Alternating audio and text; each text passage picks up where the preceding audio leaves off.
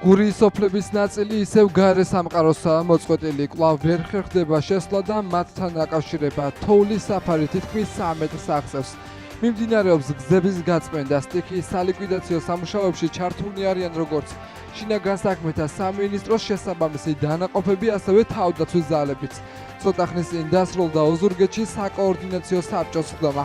პრემიერ-მინისტრმა პირადად მოისმინა მიმდინარე სამუშაოების შესახებ ინფორმაცია და გეგმა უახლოეს საათებში შესასრულებელი გეგმა. ვითარება კვლავაც საკმაოდ რთულია. ერთ-ერთი კრიტიკული მონაკვეთი იყო სოფელში რომამდე მოსასვლელი გზა. მთლიანად იყო გასაწმენდი, მთლიანად იყო მოწყვეტილი სოფელი, ეს სოფელი და რამდენიმე მიმდებარე სოფელი ოზურგეთს ქალაქს და ღამის განმავლობაში დილამდე მაშველებმა ძალიან აქტიურად იმუშავეს და მთლიანად გაიწმინდა გზის ეს მონაკვეთი. შესაბამისად კომუნიკაცია არის აღდგენილი. გარდა ამისა, გზის არარსებობის გამო აქ ელექტროენერგიის მიწოდებაც არის ჯერ კიდევ შეწყვეტილი და გზის გაწმენდა იძლევა იმის საშუალებას, რომ უახლოეს საათებში ელექტროენერგიის მიწოდებაც აღდგეს. ენერგოპროსთან ქონდა ამაზე საუბარი და დაგვირდნენ, რომ უახლოეს საათებში ეს პრობლემა მოგვარდება. ანალოგიურად ყველა სხვა დასახლების შემთხვევაში მსგავსი სამუშაოები არის შესაძლებელი. გრძელდება კიდევ ერთხელ ვთქვი აქტიურად მუშაობა იმისათვის, რომ აღდგეს კომუნიკაცია, სადაც საჭირო აღდგეს ელექტროენერგიის მიწოდება და ეს სამუშაოები რა თქმა უნდა გაგრძელდება ასევე მაქსიმალურად, სადაც ამის საჭიროება იქნება, უზრუნველყოფთ მოსახლეობას სურსათით, medikamentებით. ძალიან აქტიურად მუშაობს სასწრაფო დახმარების ბრიგადები და აქამდე არ გვაქვს არც ერთი კრიტიკული შემთხვევა, როდესაც იყო ასე ვთქვათ გადაუდებელი აუცილებლობა და სასწრაფო დახმარების ბრიგადამ ვერ შეძლო ადგილზე მისვლა. ყოველ კონკრეტულ შემთხვევაში სასწრაფო დახმარების ბრიგადები ახერხებდნენ ადგილზე მისვლას და სასწრაფო დახმარების გაწევას. საქართველოს პრემიერ-მინისტრის დავალებით თავდაცვის ძალები უკვე მონაწილეობენ სტიქიასთან გამკლავების ღონისძიებებში. მობილიზებულია რამდენიმე ათეული ტექნიკა, რომელიც სპეციალური ტექნიკა, რომელიც გამოიყენება იმისათვის, რომ მივიდეთ ისეთ ადგილებში, სადაც მისვლა არის გართულებული და ამავდროულად ჩვენი ძალები ჩართულები არიან გაწმენდით სამუშაოებში. რა თქმა უნდა, ასევე ჩვენი თავდაცვის ძალების წარმომადგენლები, ჯარისკაცები არიან უშუალოდ კონკრეტულ სოფლებში, სადაც ისინი შედიან ოჯახ-ოჯახ, უკვე დადიან ოჯახ-ოჯახ და იმ ადამიანებთან, რომლებსაც ყველაზე უფრო მეტად სჭირდებათ დახმარება. მყარდება კომუნიკაცია, თუ არსებობს რაიმე საშუალება, რომელსაც იმათ შეუძლიათ ადგილზე მიაწოდონ, ეს იქნება საკვები თუ მედიკამენტები, ამასაც უზრუნველყოფენ, მაგრამ ამავდროულად მათ აქვთ ოპერატიული კავშირი თითოეულ შტაბთან, რაც საშუალებას იძლევა, რომ მათ მიაწოდონ ოპერატიული ინფორმაცია შტაბებს და დამატებითი საჭიროების შემთხვევაში სხვა ჯგუფებიც მივიდნენ. ჩვენ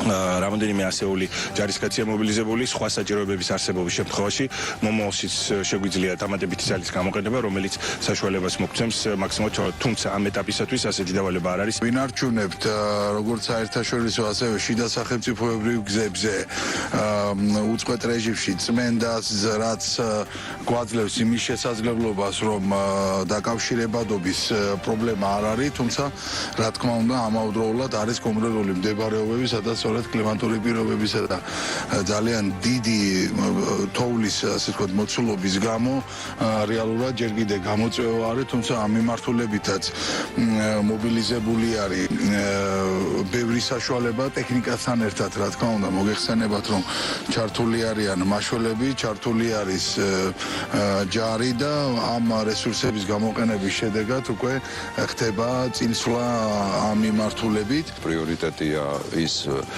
ლოკაციები, რომელიც მოწყვეტილი იყო გარე სამყაროს. მთელი ღამის განმავლობაში მიმდინარეობდა როგორც სასოფლო გზების გაწმენდა, ასევე მოსახლეობებთან კონტაქტი ბურანების საშუალებით. ადგილზე მობილიზებულია როგორც საგანგებო სიტუაციის მართვის სამსახურის თანამშრომლები, ასევე თავდაცვის სამინისტრო და ესე ჯგუფებად ვახდენთ თითოეულ სოფელში შესვლას, გადაადგილებას, საკვების მიწოდებას, აუცილებლობის შემთხვევაში ადამიანების გამოყვანას სოფლებიდან. თავებით მოწყვეტილია, დავარდნილია ძირს, წყალი არ აგვაქვს, შუქი არ აგვაქვს, გაზია, გაზზე მარტო რაც იზამ თქვა, ხო? ხან გაზიც ითიშება, მაგრამ უშუალოდ შუქი და იგი არ გვაქვს. იქ არის ისეთი ხაზი, რომელიც ვერ უდგებიან. არის გაბუჯებული ხაზი და არავის არ აინტერესებს, ხან რა მიზანები ქალაქ გარეთაა. ძალიან ცუდი მდგომი, არც გზები, არც შუქი არ გვაქვს, არც წყალი არ გვაქვს. შეერები ვარ, იგი ვარ. ესე იგი ძალიან ცუდ მდგომარეობაში ვართ. ვერც სამსახურებში მივდივარ და ჭარა ტექსტებში ვერცად ვერ მივდივარ, იმიტომ გზები არაა. მოსახლეობა სინათლე არის, წყალი იქნება ხანდახან პრობლემა არა სინათლე. სოფლებში რა ხდებაო, რაც სოფლებში რა ვიცი ბათუმში კვლავ რთულია სიტუაცია. პრობლემები რჩება გადაადგილების კუთხით. გზები იწმინდება ცენტრალურ ნაწილში. მესამე დღე არ მოძრაობს საზოგადოებრივი ტრანსპორტი. შეწყვეტილია სასწავლო პროცესი, კვლავ დაკეტილია კომერციული ობიექტების ნაწილიც. ძალიან ცივი მდგომარეობა. შეფერხებული მოძრაობა, ხალხის ვალობს, რა ვიცი, ესეთი მდგომარეობა. ეხლა ვერ გადაადგილდება. ვერა. დილას გამოვედი და აგერები გავახსნა, ვერ ხდები რა ხდება. წინ ახლა გიგიწებოდი რა ხდება. არ ვიცი. გეძერები აგერვა. ფერი გაწმენდილია კაცურად არის ვაფშე რა. ენერგო რესურსები უწყებად მიეწოდება უკვე ქალაქ ბათუმის მაცხოვრებლებს და ყველა აბონენტს. მნიშვნელოვანია რომ საავტომობილო გზების წმენდის ნაწილში ერთსა და იმავე ქუჩას და ქუჩის მონაკვეთს დღე-ღამის განმავლობაში დაახლოებით 4-5ჯერ წმენს სპეციალური ტექნიკა. ამ ეტაპისათვის გზების უმეტესი ნაწილი და ცენტრალური გზები გაწმენდილი არის. ამავდროულად მიმდინარეობს როგორც მეორადი ასევე პარალელური ქუჩების გაწმენდითი სამუშაოები 14-ვე ადმინისტრაციულ ერთეულში. გარკვეული შეფერხებები იყო სხვადასხვა მისამართებზე, სადაც როგორც სახურავის ჩამონგრევის, ასევე საჩრდილოების ჩამონგრევის ფაქტები იყო. 8 ოჯახი ამ ეტაპისათვის გაყვანილი არის უსაფრთხო ადგილზე და ქირით ყველა სათანადო შეტყობინებას, რომელიც დღე-ღამის განმავლობაში დაახლოებით 400-მდე იყო. მასზე რეაგირებს როგორც მუნიციპალური სამსახურები, ასევე შინაგან საქმეთა სამინისტროს სპეციალური სამსახურები. პარლამენტის თავმჯდომარემ საქართველოს წინააღმდეგ შეტევებსა და ომში ჩართვის მცდელობაზე ისაუბრა. შალვა პაპუაშვილმა სალომე ზურაბიშვილთან 25 თებერვალს გამართული შეხვედრის დეტალებიც გაიხსენა. პარლამენტის თავმჯდომარის შეფასებით ხელისუფლებამ ქვეყანას ომი აარიდა. გუშინ სალომე ზურაბიშვილმა მემორიალთან თქვა ტყუილი, რომ თითქოს 25 თებერვალს სანქციები არ იყო დაწესებული. 23-ში იყო უკვე ამერიკის შეერთებული შტატების სანქციები, 23-ში, 24-ში ევროკავშირის სანქციები დაწესებული. ზუსტად 25 თებერვალს, 2022 წლის 25 თებერვალს შედგა შეხვედრა ქალბატონ სალომესთან რეზიდენციაში, სადაც დაიწყო ჩვენი საუბარი იმით, რომ რა შურებით ახლა, აი ხედავთ, ზელენსკი გმირად არის ქცეული და თქვენ სათხართო და რა რასაკეთებთო. აი ეს იყო მისთვის სამაგალითო ასე თქვა მდგომარეობა იქნებოდა, რომ საქართველო შესულიყო ესკალაციაში, მაშინ რომ დაგვეჯერებინა საქართველოს ხელისუფლებას, მათთვის დაგვეჯერებინა, ჩვენ დღეს ვიქნებოდით ომგამოვლილი ქვეყანა და ეს ქვეყანა 3 წელი ომში ვერ იქნებოდა უკრაინისგან განსხვავებით, 10ჯერ მცირე ვართ უკრაინაზე, ომგამოვლილი ქვეყანა და რა ფორმაში ვიქნებოდით, ვისი ტანკი იდგებოდა, ვისი ტყვია გაისროდა ამ ქვეყანაში, ეს იქნებოდა მხოლოდ უცხოური შეშფოთების განცხადებების ნაწილი. ერთ მხარეს დგას ქართული ოცნება, საქართველოს ხელისუფლება, რომლისთვისაც ერთადერთი კრიტერიუმი არის ეროვნული ინტერესები. მეორე მხარეს დგას პოლიტიკური ოპოზიცია, მისი მედია, მისი NGO-ები, მისი მხარდამჭერები, რომლებისთვისაც ეროვნული ინტერესები ხანდახან არის, მაგრამ ხანდახან შეიძლება რაღაც სხვა გლობალურმა ინტერესმა გადასძალოს ეროვნულ ინტერესებს და ასე მოხდა მათთვის 2022 წლის თებერვალში. გვეუბნება რომ ჯანდაბას გავრისკოთ ომი, ოღონდ გავაგზავნოთ მოხალისეები უკრაინაში. ჯანდაბად გავრისკოთ ომი, ოღონდ დავაწესოთ სანქციები. სიტყვით დავაინიცირეთ ამერიკული ფარა. მათ შორის განზრახ დატოვებული არის ის ტერმინები, რომელიც გამოყენებულია ამერიკულ ფარაში, რომ სპეკულაციისთვის 1 გრამის შესაძლებლობას არ დაგვეტოვებინა, ვინმეს ეთქვა, რომ იქ სხვა რამე წერია და აქ სხვა რამე წერია. ეხლა არის იდენტური. ყველა ტერმინი, ყველა სიტყვა, ყველა მძიმე, ყველა წერტილი არის იდენტური და ახლა პარლამენტი უკვე ტერმინოლოგიურად მოარგებს ამას ქართულ რეალობას. თუნდაც ეხლა რომ აკრიტიკონ ამერიკის შეერთებული შტატები, იციან სად არის საელჩო, კი ვნახეთ ჩვენ პირველად მათ ლიბერალურ ისტორიაში, გუშინ როგორ შეუვარდნენ ამერიკის შეერთებული შტატების საელჩოს ვებგვერდს და ფაქტობრივად ამერიკის შეერთებული შტატების საელჩომ თავის თავზე იგრძნო ის, რასაც ჩვენ დიდი ხანია მათ მიერ დაფინანსებული NGO-ებისგან გვგრძნობთ ხელისუფლებას და საზოგადოებას გულისხმობ იმ ბულინგს, იმ ზიზღის ენას, იმ ასე ვთქვათ მუქარას, რომელიც მოედინებოდა ხოლმე ქართველი სუბიექტების მიმართ, ერთადერთი შესაძლებლობა გააკრიტიკონ ჩვენს მიერ ახლა დაინიცირებული კანონი არის ის, რომ თქვა, ანუ ამერიკის შეერთებული შტატები არის ცუდი და ამას თავისთავად ლიბერალური ინტერნაციონალი ვერ იტყვის. რეგიონული კუთხით თანამშრომლობა, სტრატეგიული პარტნიორობის გაღრმავება, ოკუპირებულ ტერიტორიებზე არსებული ვითარება და რუსეთ-უკრაინის ომის გავლენა რეგიონზე. ესაა ძირითადი საკითხები, რაზეც საქართველოს თურქეთის საგარეო უწყების ხელმძღვანელმა ჯერ შეხვედრაზე იმჟელეს და შემდეგ მედიისთვის გამართულ ბრიფინგზე ისაუბრეს. 26 ოქტომბრის არჩევნების შემდეგ მე მინდა დიდი წარმატება ვუსურვო ახალ ქართულ მთავრობას. კიდევ ერთხელ მინდა საგარეო საქმეთა ახალ მინისტრს მივულოცო პოსტი. რა თქმა უნდა, ჩვენი ძირითადი პოლიტიკა გახლავთ რეგიონალური ურთიერთობების გამტკიცება და ჩვენს მეზობელ ქვეყნებთან გარკვეული ურთიერთობების გამყარება. იმისთვის, რათა ჩვენს რეგიონში დამყარდეს და უზრუნველყოფილ იქნას უსაფრთხოება და პროგრესი. საქართველო არის მნიშვნელოვანი სტრატეგიული პარტნიორი და ჩვენ ძალიან წარმატებით განვაგრძობთ ამგვარი ტიპის მეგობრულ ურთიერთობას. აი ამ ძალისხმევის შედეგად ორივე ქვეყანამ დაამყარა ერთმანეთთან სამაგალითო ურთიერთობა. რაც რასაკვირველია, მომგებიანია და სასარგებლოა ორივე მხარისათვის თანაბრად. ამას რა თქმა უნდა ძალიან დიდი მნიშვნელობა აქვს და ჩვენ ამას დიდი ყურადღებით ვეკიდებით. ჩვენი ძალისხმევა ძირითადად არის რეგიონული მშვიდობის დამყარებისკენ მიმართული. ამიტომ ორივე ქვეყანა ცდილობს, რომ დიდი წვლილი შეიტანოს ენერგორესურსების განვითარებაში ჩვენს რეგიონში. ამისათვის ძალიან მნიშვნელოვანია ვახსენოთ ბაქო-თბილისი-ჯეიჰანის უმნიშვნელოვანესი მილსადენი, ნავთობსადენი, რომელიც აგრეთვე ენერგოუსაფრთხოების კუთხითაც დიდ როლს თამაშობს. ჩვენ დავამყარეთ როგორც სამხრივი, ასევე ორმხრივი ურთიერთობების სხვადასხვა ფორმატში. და აქედან გამომდინარე, რა თქმა უნდა, ჩვენ მივაჩნია და მიგვაჩნდა საქართველოს როგორც ჩვენი ერთ-ერთი უნიშნელოვანესი პარტნიორი. თურქეთი უპირველესი სავაჭრო პარტნიორი გახლავთ საქართველოსთვის ბოლო 16 წლის მანძილზე. ამას რა თქმა უნდა ხელს უწყობს ტრანსკასპიური პროექტები, შუა დერეფნის პროექტი, რომელიც ხელს უწყობს აღმოსავლეთ-დასავლეთის დაკავშირებადობას და იგივე მნიშვნელობის მატარებელი გახლავთ თავად ყარსის რკინიგზა, რომელიც ჩართულია სხვადასხვა გადაზიდვების ოპერაციებში. ჩვენ რასაკვირველია დიდ ყურადღებას ვაქცევთ როგორც სამხედრო, ასევე უსაფრთხოების დარგში თანამშრომლობას და რა თქმა უნდა იმ პროექტებს, რომლებსაც ჩვენ ვასრულებთ ნატოს პარკებში. დღეს მე ძალიან ფართო ფორმატში მქონდა საუბარი ჩემს კოლეგასთან იმ თემასთან დაკავშირებით, რომელიც მიმდინარეობს როგორც აფხაზეთში, ასევე სამხრეთ ოსეთის რეგიონში და ჩვენ ყველანაირ მხარდაჭერას უცხადებთ საქართველოს ამ მიმართულებით წარმართულ ძალისხმევაში. ჩვენ აგრეთვე ვისაუბრეთ უკრაინასა და რუსეთს შორის გაჩაღებული ომის თაობაზე და რა თქმა უნდა ჩვენ ყოველმხრივ ვეწინააღმდეგებით ამ დონის ნგრევას, რომელიც გამოიწვია ამ ომმა, ვცდილობთ რომ ინიციატივები არ დავიშუროთ იმისთვის, რათა ეს პრობლემა, ეს კონფლიქტი მშვიდობიანად გადაიჭრას. თურქეთი საქართველოს განსაკუთრებული მეგობარია. ორ ქვეყანას შორის სტრატეგიული პარტნიორობა სწორედ ამ მეგობრობას ეფუძნება. ჩვენ დიდად ვაფასებთ სამხრივი თანამშრომლობის ფორმატს, რაც გვაკავშირებს თურქეთთან და აზერბაიჯანთან. ორივე ქვეყანა ჩვენთვის არის ძალიან მნიშვნელოვანი სტრატეგიული პარტნიორი. მე იმედი მაქვს, მომავალში მექნება შესაძლებლობა გავაგრძელოთ თქვენთან მუშაობა ამ ფორმატში და ერთად შევიტანოთ წვლილი სტრატეგიული პარტნიორობის კიდევ უფრო გაძლიერებაში სამხრივ ფორმატში. საქართველოს მტკიცედ ემხრობა სამხრეთ კავკასიაში მშვიდობიანი თანაცხოვრების იდეას და მზად არის გააგრძელოს თავისი წვლილის შეტანა რეგიონში მშვიდობისა და კონსტრუქციული თანამშრომლობის ხელშეწყობის პროცესში.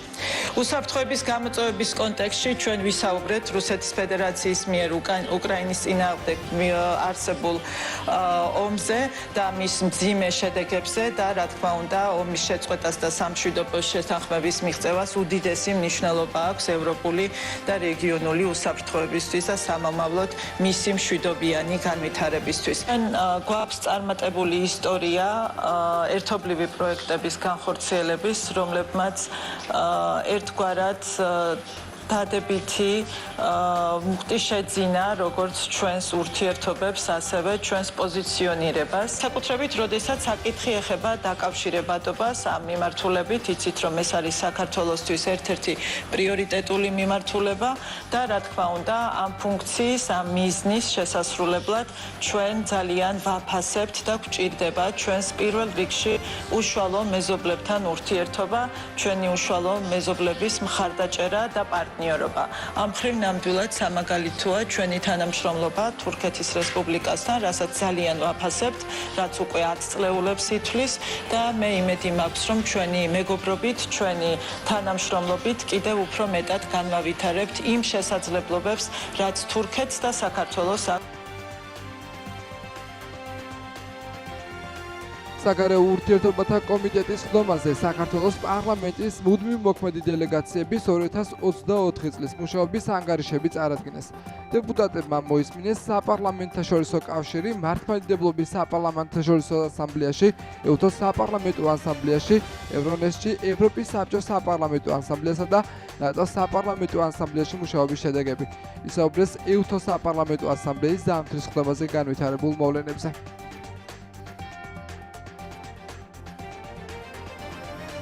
წინა კვირაში ამ კომიტეტის 3 წევრი, ქალბატონი მაია, ბატონი ლევანი და მე გავხდით ვენაში, სადაც მივიღეთ მონაწილეობა ზამთრის სესიაში. იყო ძალიან ბევრი ჩვენი ოპოზიციის მხრიდან და მათ შორის ვიტყვი რომ ნაციონალური მოძრაობის წარმომადგენლები ერთგვარად სტუმრის ერთ-ერთი ასე ვთქვათ დელეგატის სტუმრის სტატუსით იმყოფებოდნენ ვენაში, თუმცა მათ რა თქმა უნდა არ ქონდათ უფლება რომ დასწრებოდნენ სხდომებს ან მონაწილეობა მიიღოთ დებატებში, მაგრამ დერეფნებში ისინი ცდილობდნენ რომ ყველანაირად პრობლემები შეექმნათ საქართველოს დელეგაციისთვის. მათ შორის ცდილობდნენ რომ როგორმე ასე ვთქვათ არ ეღიარებინათ ჩვენი იქ ყოფნის ლეგიტიმაცია, თუმცა მინდა გითხრათ რომ მათ კოზინაც არ ჩაუვარდათ და ერთადერთი მოკავშირე ჭყალებში, რომელიც მათ ყავდათ იქ, იყო თქვენთვის და ყველასთვის კარგად ნაცნობი ბატონი ჯო ვილსონი, რომელიც დღეში 77 თვიტს წერს სრულიად უაზრო სურეალისტურ ტვიტებს წერს საქართველოს შესახებ. ეს იყო და ეს შესაბამისად ბატონმა ვილსონმაც, რომელმაც ასევე სრულიად უაზრო განცხადებები აკეთა სხდომაზე, ჩვენგან მიიღო საკადრისი პასუხი და მათ შორის ბევრმა დელეგაციამ, ძალიან ბევრმა დელეგაციამ ასე ვთქვათ, თავის გამოსვლაში აღნიშნა, რომ საქართველოს ყოფნა ეუთოში და მათ შორის საპარლამენტო ასამბლეაზე არის საოცილებელი. საპარლამენტო კავშირი რჩება მნიშვნელოვან საერთაშორისო პლატფორმად გლობალური გამოწვევების განსახილველად, მათი მოგვარების გზების განსასაზღვრად, ქვეყნებს შორის საუკეთესო პრაქტიკის გასაზიარებლად, აგრეთვე სხვადასხვა ქვეყანასთან ორმხრივ და მრავალმხრივ დონეზე საპარლამენტო დიპლომატიის გასაზიარებლად. საპარლამენტო კავშირში მონაწილეობა კარგი შესაძლებლობაა საქართველოს ოკუპირებული რეგიონების არაღიარების პოლიტიკის გასამტკიცებლად და საერთაშორისო თანამშრომლობის განსავითარებლად. შესაბამისად, მომავალშიც გავაგრძელებთ საპარლამენტო კავშირში ღონისძიებაში აქტიური მონაწილეობას. ყველა რეზოლუციაში და ყველა განცხადებაში, რომელიც კეთდებოდა ასამბლეის ან გენერალური სამდივნოს შეხვედრის დროს, კაფიოდ ვაფიქსირებდით, რომ მოხსენიებული ყოფილიყო მათ შორის საქართველოს ტერიტორიების ოკუპაციის საკითხი და ეს ყოველჯერზე გაზიარებული იყო.